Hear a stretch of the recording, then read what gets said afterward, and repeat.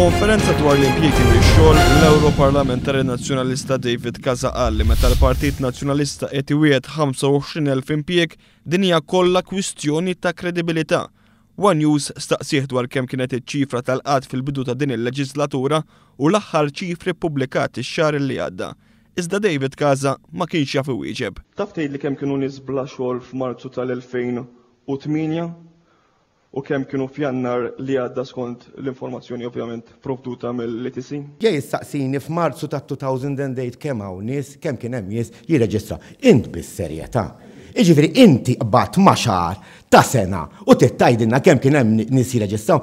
Mistoqsija għal darb'oħra biex jagħti ċifra mitluba minn One News, David Casa baqa' jirrifjuta għaliex fi kliemu din mhijiex serjetà. Va tagħmel kampanja fuq x'kien irid ir-rata tal-qatt f'Marzu tal-2000. M'għandek ċifra Dimix politika serja. Fil-verità David Casa ma rridx iwieġeb għaliex miċ-ċifri uffiċjali maħruġa mill-Uffiċċju Nazzjonali tal-Istatistika jirriżulta li 5 snin ilu f'Marzu tal-2008 meta l-Partit Nazzjonalista rebaħ l-aħħar elezzjoni ġenerali, in-numru ta' persuni bla xogħol kien jammonta l-ftit aktar minn 6,100. Dan ifisser li f'5 snin in-numru ta' persuni bla xogħol żdied b'aktar minn 1,000.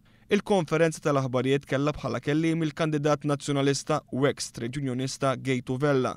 Gejtu Vella fit-13 ta' Settembru tal-2011 meta kien għadu s-Segretarju Ġenerali tal-UHM kien qal lil Malta Today li kien ħafna aktar diffiċli bħala union jitkellmu ma' Lorenz Gonzi milli kien mal-Prim Ministru ta' qablu. Vella kien qal li kien ilhom ma jiltaqgħu ma' Lorenz Gonzi 7 xhur u staqsa kif seta' jkun li l-Prim Ministru ma jiltaqax ma' union għal żmien daqshekk twil. Illum li huwa kandidat tal-Partit Nazzjonalista, Gejtu Vella qal li dan kien l-aħjar diskors li seta' jagħmel. Jiena bħala Segretarju Ġenerali, il-pożizzjonijiet kollha li ħadd dakinhar, id-diskors kollu li għamil dakinhar, dejjem għamiltu għax emmint li dak kien l-aħjar diskors li stajt nagħmel biex nipproteġi l-interessi tal-ħaddiem.